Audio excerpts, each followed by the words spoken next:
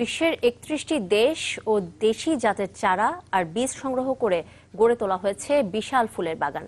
ভালোবাসা আর যত্ন নিয়ে খুলনার ডুমুরিয়ায় এই বাগানটি করেছেন পুলিশ কর্মকর্তা তৈমুর ইসলাম। ফুলের পাশাপাশি এতে রয়েছে ফলদ আর ঔষধি গাছও। মামুন রেজার রিপোর্ট।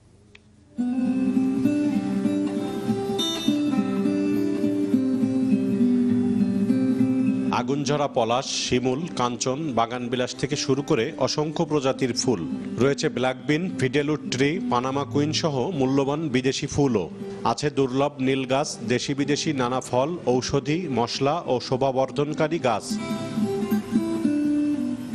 খুলনার ডুমুরিয়ায় পরম যত্ন আর মমতায় বাগানটি গড়ে তুলেছেন পুলিশ কর্মকর্তা তৈমুর ইসলাম। জানান, বিশ্বের ৩১টি দেশ থেকে সংগ্রহ করেছেন দুর্লভ কিছু চারা ও বীজ। বিলুপ্তপ্রায় গাছ সংরক্ষণের জন্যই গড়ে তুলেছেন এ বাগান। বাংলাদেশের থেকে বিলুপ্ত হয়ে যাওয়া গাছগুলো যেখানে আছে সেখান থেকে এনে এখানে সেটারে রোপণ করা এবং এর থেকে নতুনভাবে গাছ তৈরি করে সরকারি বিভিন্ন প্রতিষ্ঠান বা সংরক্ষিত এলাকাগুলোতে গাছগুলোকে রোপণ করা পুনরায়, যাতে গাছগুলা থাকে। কারণ ম্যাক্সিমাম গাছগুলাই হারায় যাচ্ছে এগুলার সংরক্ষণের অভাবে। এই বাগানের চারা সরবরাহ করা হয়েছে প্রধানমন্ত্রীর কার্যালয়, ঢাকা বিশ্ববিদ্যালয়, Bangladesh police academy, Khulna circuit house সহ দেশের বিভিন্ন পার্কে। বাগানটি আরো সমৃদ্ধ করার পরিকল্পনা রয়েছে তার।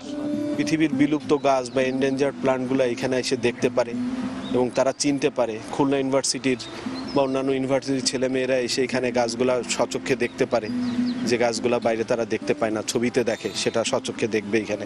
এটাই পরিকল্পনা এবং এইটারে আস্তে আস্তে একটা বোটানিক্যাল গার্ডেনের মতো করার ইচ্ছা আছে। নিজের ৫ বিঘা জমিতে ২০০৮ সালে এ বাগান তৈরির কাজ শুরু করেন তৈমুর ইসলাম। খুলনা মেট্রোপলিটন পুলিশের পরিদর্শক হিসেবে কর্মরত এই উদ্ভিদ প্রেমী। মামুন রেজা, চ্যানেল 24, খুলনা।